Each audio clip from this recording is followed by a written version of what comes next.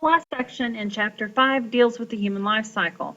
This requires both mitosis and meiosis, and meiosis in the female is referred to as oogenesis or oogenesis. I've heard it put both ways. Meiosis in the male is called spermatogenesis. Let's take apart the words and look at them.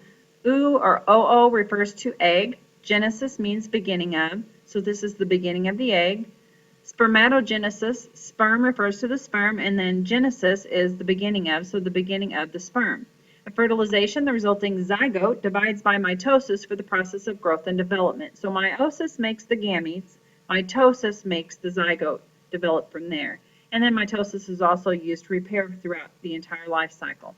So we see that we take a human that's 2N and 2N, and they form a human that's 2N, but only because they go through spermatogenesis and oogenesis and reduce their chromosome number in half so that they each give half during fertilization to make the zygote that makes the 2N individual. And this is very important to remember that this happens because we can't take two humans with 2N cells and take two 2N cells and end up with one 2N cell.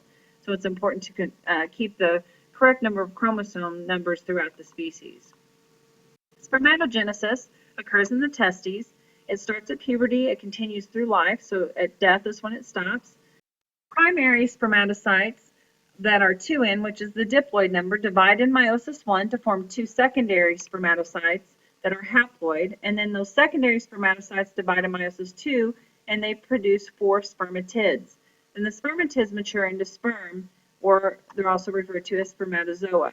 So we have meiosis 1 with a primary spermatocyte, goes through meiosis 1, then to meiosis 2, and then eventually they will receive tails once they get to the epididymis in the testes above the testes.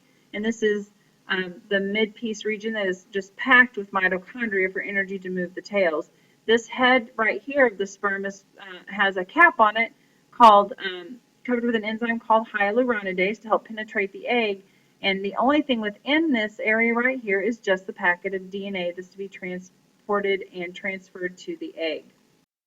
Oogenesis is a little different than spermatogenesis. Where spermatogenesis starts at puberty and ends in death, girls, you actually are born with all the eggs that you're ever going to have. So you have roughly around 400,000 eggs in your ovaries.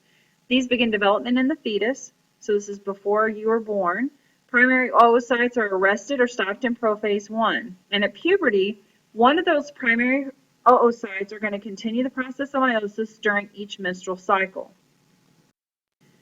Let's look at oogenesis some more. So the primary oocyte, which is a 2N cell, divides in meiosis 1 to produce one secondary oocyte and one polar body. And then that division is unequal. Secondary oocyte receives most of the cell contents and only half the chromosomes. So if the secondary oocyte gets fertilized, meiosis 2 goes ahead and proceeds. There's another unequal division that's going to occur, and the egg is going to receive most of the cytoplasm. A second polar body is also formed, and if the secondary oocyte is not fertilized, it just disintegrates.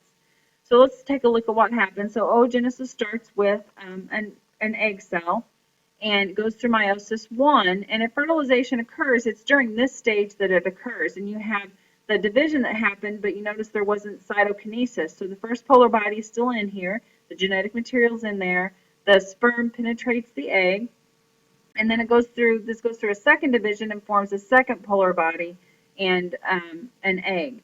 And the thing with this egg cell is that that's where all your organelles come from.